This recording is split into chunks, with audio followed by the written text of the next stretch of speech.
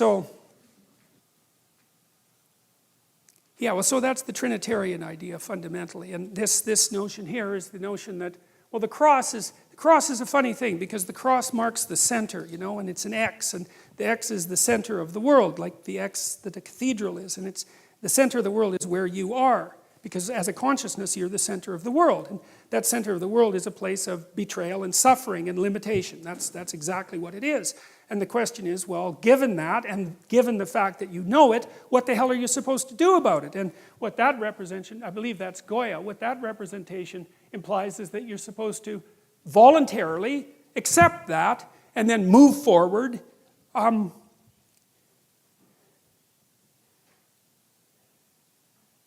Well, in good faith and with courage, that's the notion, and that you're supported. You're supported by your tradition, and that's why you need your tradition too. That's why you need to be embedded in your tradition, because without that, without the support, let's say, of your father, and I mean that both practically and metaphysically, without that behind you, without the knowledge of you as both a biological and a cultural creature, without that depth of knowledge, you don't have the courage to do it, because you don't know what you are, what you could be. And so without that, because you're a historical creature, you know what, students ask me sometimes, why study history? It's like, well, because history is about you, that's why. It's like, history tells you who you are. You can't tell who you are because you only live a little while. How the hell can you figure out who you are?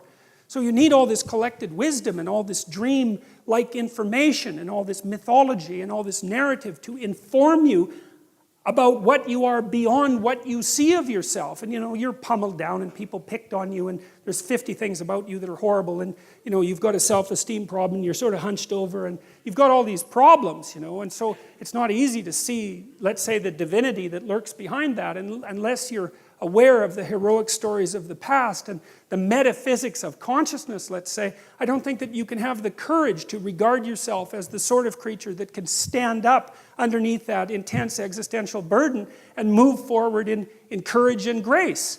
And of course, that's part of the reason that I'm talking about these biblical stories, and it's 9:30, so we're going to have to stop.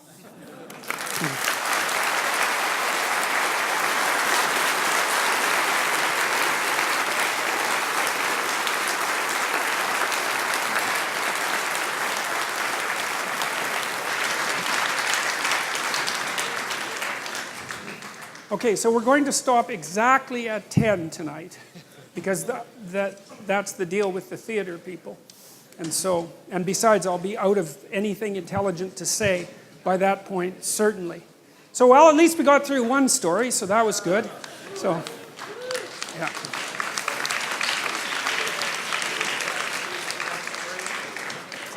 Okay, let's give everyone like just a few seconds to settle down, and everyone who wants to leave can leave. So thank you for all for coming, by the way. I'm constantly amazed that everybody comes and listens to this, because it's just, well, it's strange. Let's put it that way.